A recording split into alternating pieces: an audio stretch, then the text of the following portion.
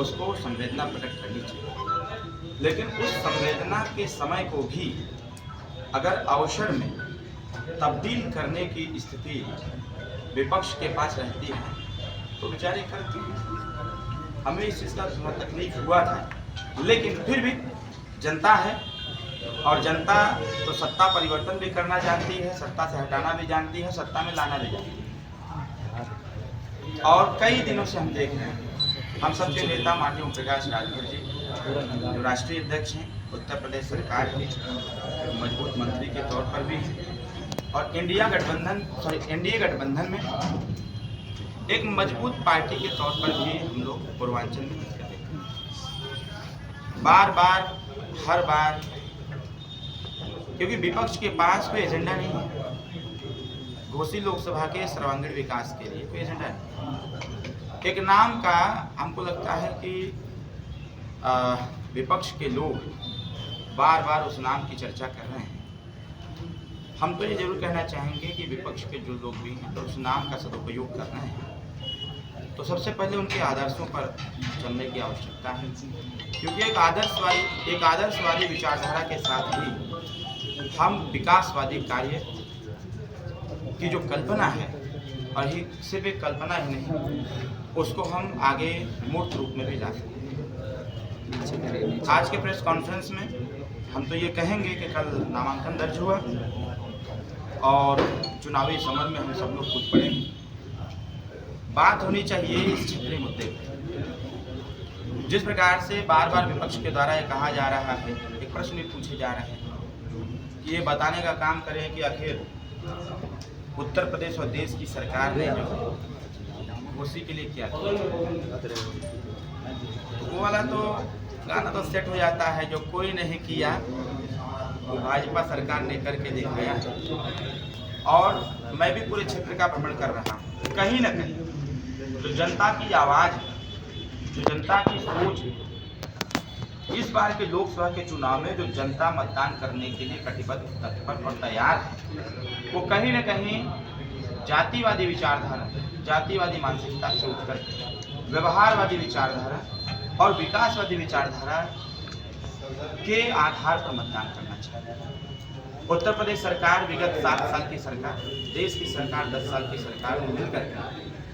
निरंतर जहां जहां से सूचनाएं प्राप्त हो रही हैं, जनप्रतिनिधियों के द्वारा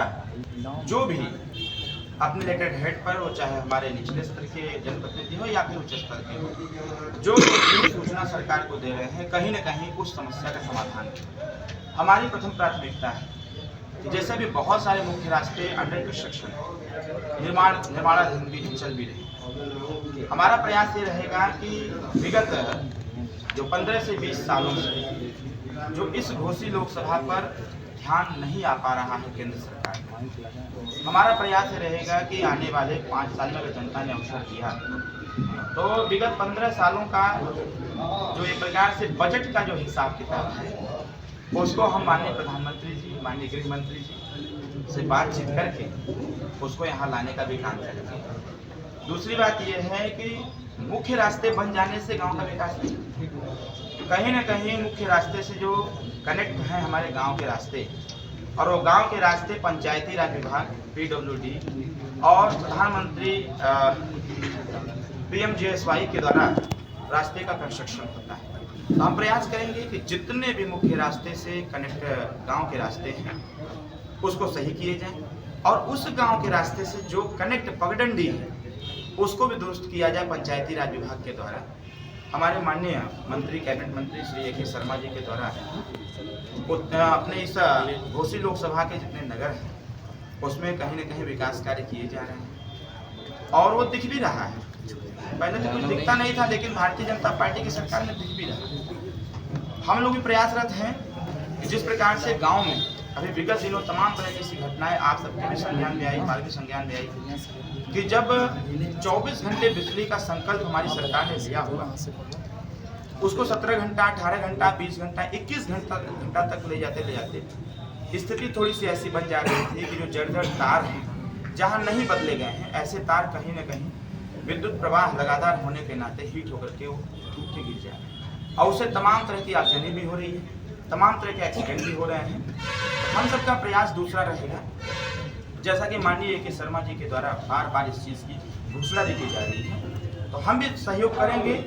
आने वाले समयों में पूरे घोसी लोकसभा के ग्रामीण क्षेत्रों से या फिर शहरी क्षेत्रों जो भी तार जर्जर हो गए हैं उसको दुरुस्त करेंगे। 24 घंटे बिजली का जो संकल्प है चुनाव के बाद 6 महीने में हम लोगों का लक्ष्य है कि 6 महीने के अंदर अंदर 24 घंटे बिजली का संकल्प पूरा हो। तीसरी बात है, मैं क्षेत्र में भ्रमण कर रहा हूँ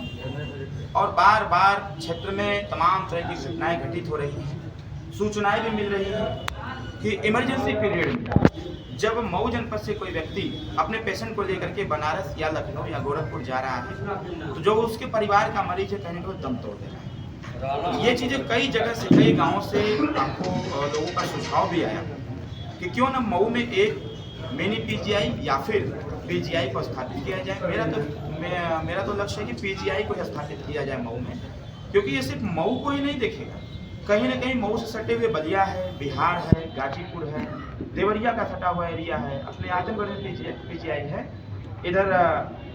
हम बिहार के भी कुछ जनपदों को हम टारगेट में रखे हुए हैं कि जो इस रास्ते से होकर के लखनऊ जाते हैं और मऊ आते आते उनका मरीज दम तोड़ देता है, बलिया के लोग चलते हैं तभी मरीज दम तोड़ देते हैं। हमारा प्रयास रहेगा कि यहाँ पर पीजीआई को स्थापित किया जाए, जिससे स्वास्थ्य संबंधी जो सेवाएं हैं उसको सुदृढ़ किया जाए। चौथी चीज़ हमारी जो प्लान में है, लगभग 2.5 साल से हम लोग पत्राचार के माध्यम से माननीय प्रधानमंत्री जी से, क्योंकि हमारे पार्टी के एजेंडे में भी है कि समान शिक्षा का व्यवहार इस प्रदेश और देश में लागू है, उसी के अनुसार हम लोगों ने लगातार पत्राचार के माध्यम से और कईयों बार माननीय ओम प्रकाश राजभर जी के द्वारा